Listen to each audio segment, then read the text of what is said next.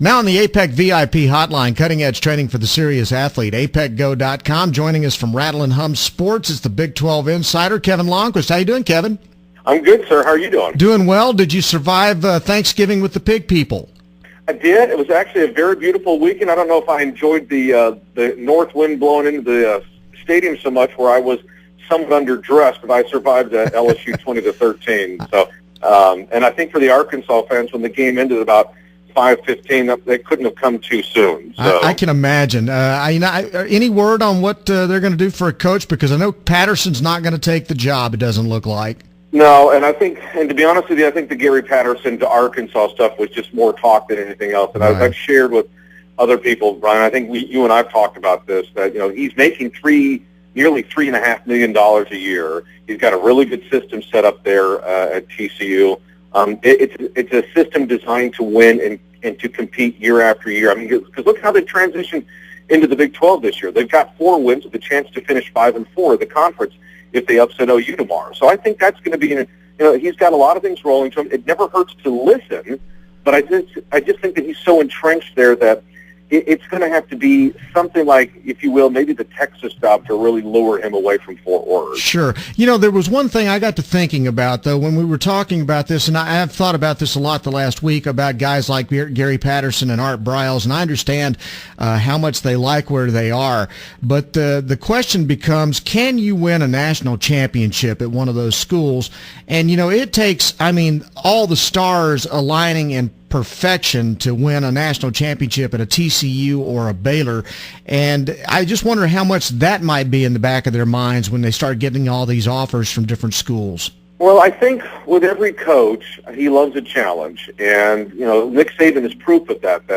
And when he left LSU to go take the Dolphins job down in Miami, he wanted to try and reprove himself in the NFL, and then he just didn't feel like that was going to work for him, and then he split and took the Bama job and wanted to get that program back to where it's back on the national pedestal. I think it just depends on what is internally driving each coach. I think each coach wants to win a national championship. It's in their purview to do it.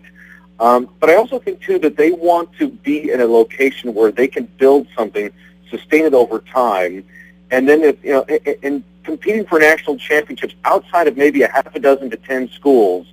Really, Ron, it's going to be a case where, as you mentioned, the stars aligning and making sure that you have the things in place that you can compete for a national championship and play in it. But there's something to be said too about stability, consistency, running a solid program year in and year out, and that's what Gary's done over at TCU, and I think that's what Art's starting to build at Baylor. Just to divert for a second on Art. Mm-hmm. Really the important thing for Art and for this team this year was the fact that they beat Tech last week in overtime and got to a bowl game for the third time in as many years, which is a school record for consecutive appearances. And they also did it because they beat the stigma of this school. Well, this was just a one-trick pony with Robert Griffin III, and now they got to a bowl game without him, and I think that really provides some stability. Plus the fact the stadium's coming in 2014, and I think Art really wants to be there to see some things through there, build some stability, some consistency. Because I think Baylor looked at TCU several years ago, especially when Art was hired, and said, if they can do it, why can't we? And at the time, Baylor looked at TCU from a non-BCS standpoint, and Baylor said, well, if we're going to really get into this arms race, we've really got to find a coach who wants to be here and build something. And I think Art's there for the long term, regardless of what some of the rumors say, unless, and again, I always have to give myself an out here, unless somebody just wows him to no end and says, this is the deal of a lifetime, we would love to have you there. But I just don't see Art doing it until at least maybe after the 2014 season, because his mission when he got to Baylor was to get a stadium built on campus. One other thing that you have to factor in with both Patterson and Briles, and it's impressive, is that both of their teams have improved since the beginning of the year. And TCU and Baylor are playing really good football right now. Contrast that with what's going on in Austin right now, where it looked like for a while that Mac Brown had quieted the groundswell of people who were complaining about him and ready to see a change. And then the wheels came off on Thanksgiving night against TCU, and now not only does he lose to TCU, but you got Gary Patterson across the sideline there, and Texas people lusting after a guy like that. Mm-hmm. I mean, it's not getting pretty for him down there in Austin. No, and really, it was a very dismal performance that Texas had on Thanksgiving night. Gary Patterson said the week of the Texas game, he goes, "It's great to be playing on national TV, but it really will mean something if you play well." And obviously, TCU did. Now, they weren't great offensively, but they did enough. And obviously, they got the 2 turnovers in the red zone when Texas was driving. And as we learned later, last week, or earlier this week, I should say, where David Ash had actually suffered some rib injuries and didn't tell the coaching staff until well after the fact.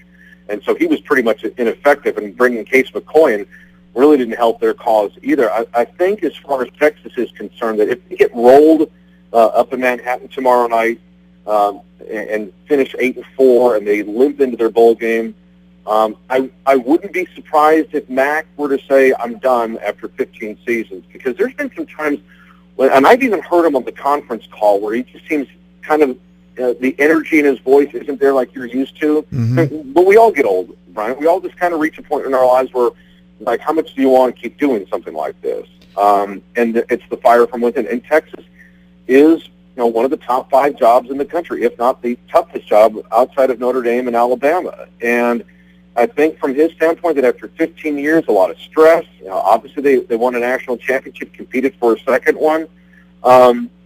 Maybe there's a point where he just says, "I'm done." I think it's going to be his choice for everything that indicates that. Now, if they play really well but lose, mm-hmm. and he has a little bit of energy in it, then I think so. I mean, there's so much back and forth about whether or not he's going to be back next year or not.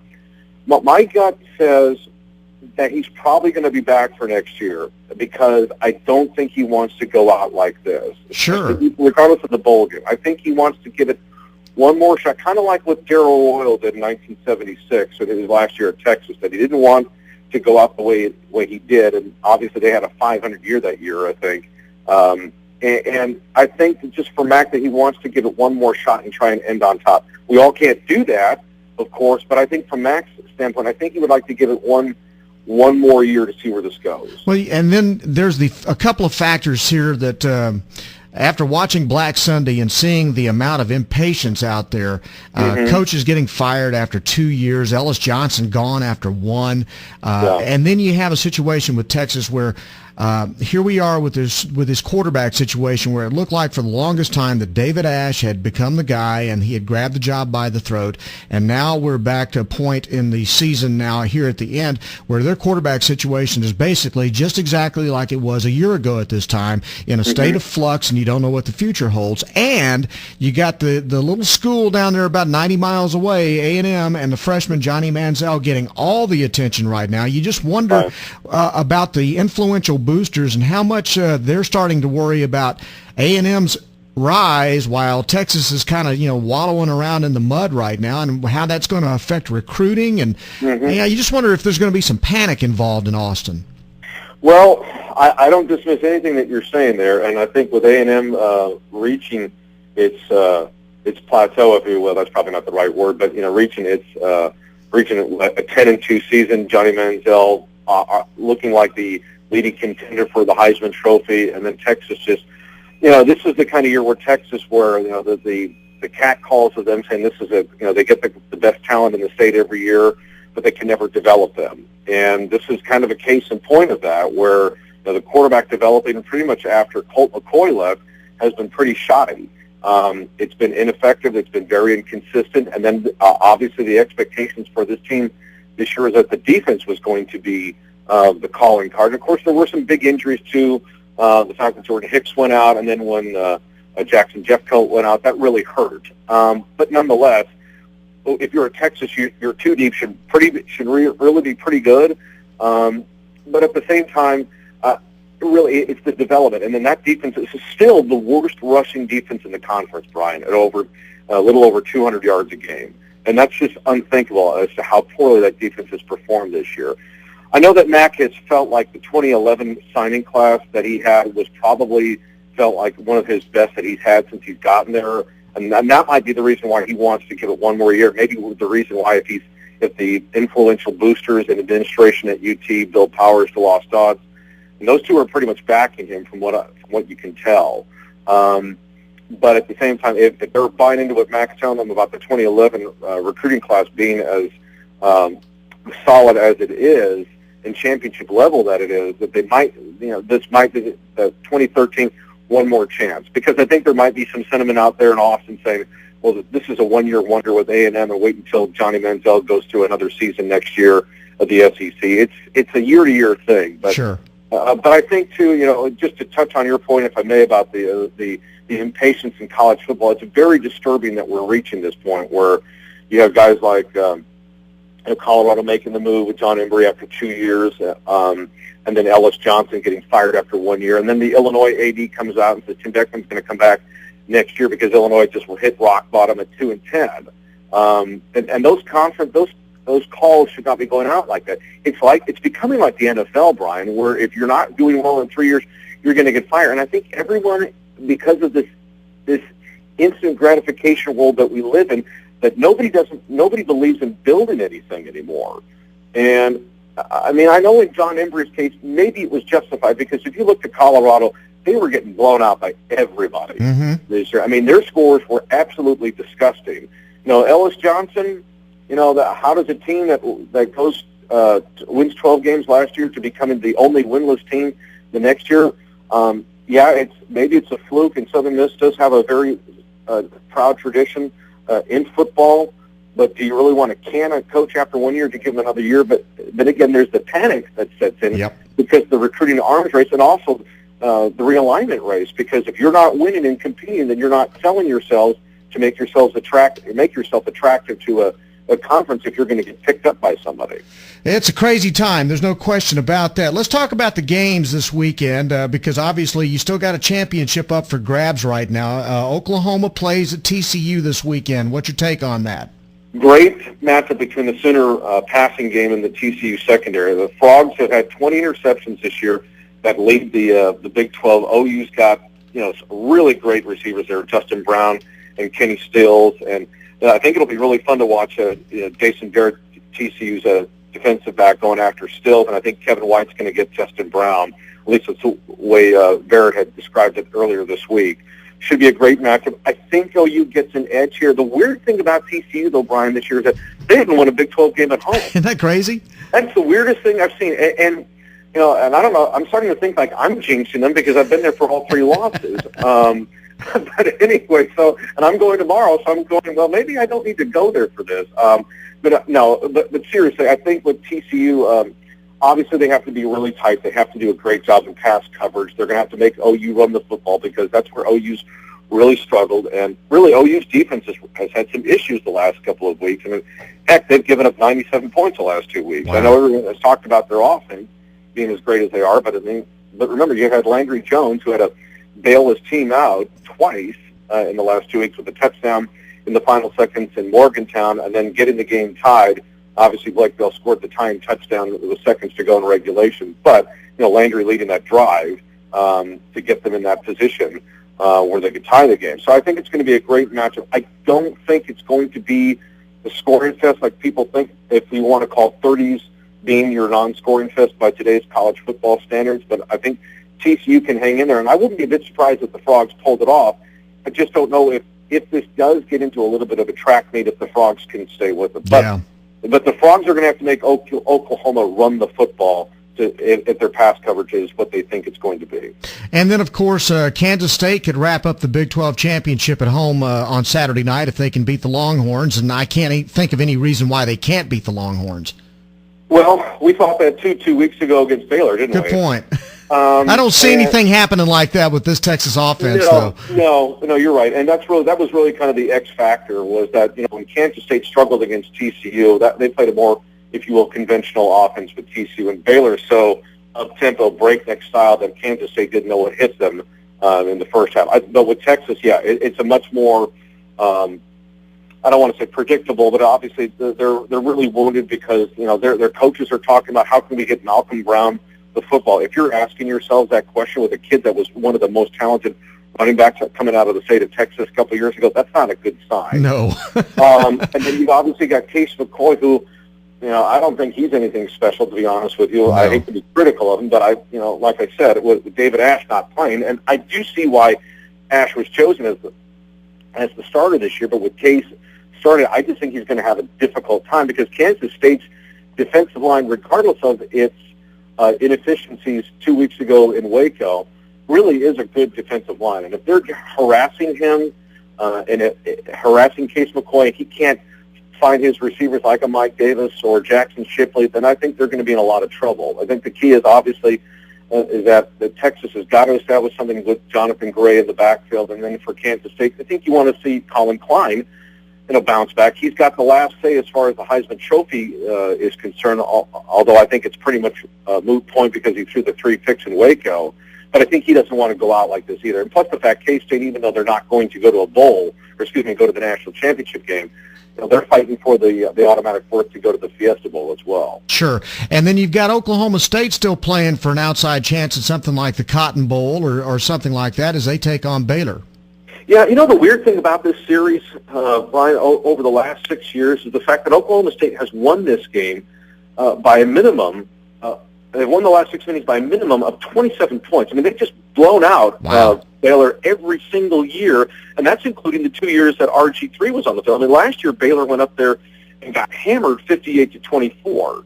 And Mike Gundy can't explain it as to why that is. I think the one thing that's going to be interesting to see here is, and I think Baylor can win the game. I think Baylor might pull this upset tomorrow afternoon or tomorrow morning. I think what Baylor's done, though, is the fact that they've made such great changes with their running game. There's the fact that they made Lake Seastrunk, their starting running back, kind of a thunder-lightning combination between him and Glasgow Martin. And I made the comment before the season started that I thought that Lake should be the starting running back because I just never saw enough out of Jared Salubi to make me believe that he was going to be the go-to guy down in and down out. And with Baylor, look at it this way, Brian.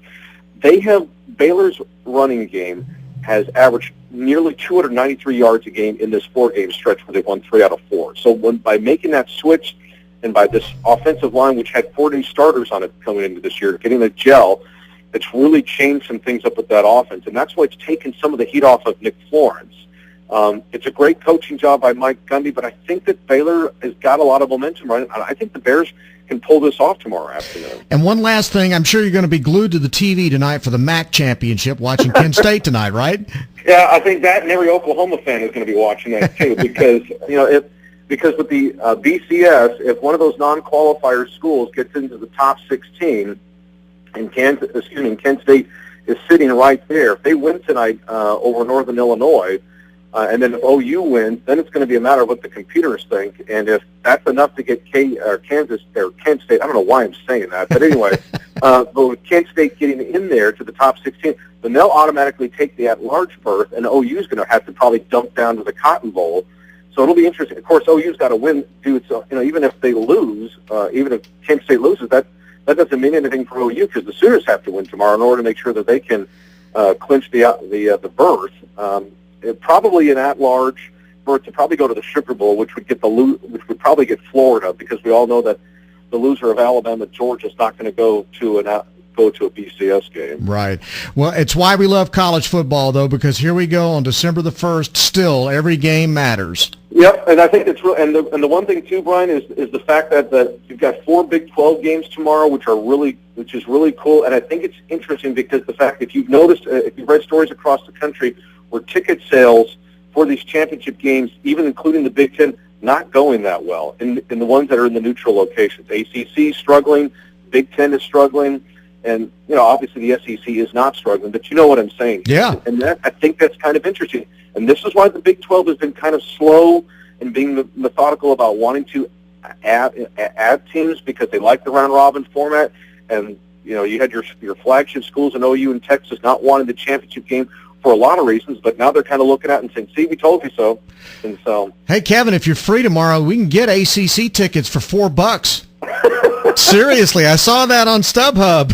Yeah, well, I think I'm going to pass. I think I'm going to be probably watching a better game because who wants to see 6-6 Georgia Tech, who just had a petition to go to a bowl game at 6-7? That was like UCLA last year out of the Pac-12 when they got that waiver to go to the bowl game when they lost to Oregon last year. Yeah, you make a good point. I don't think I want to see that.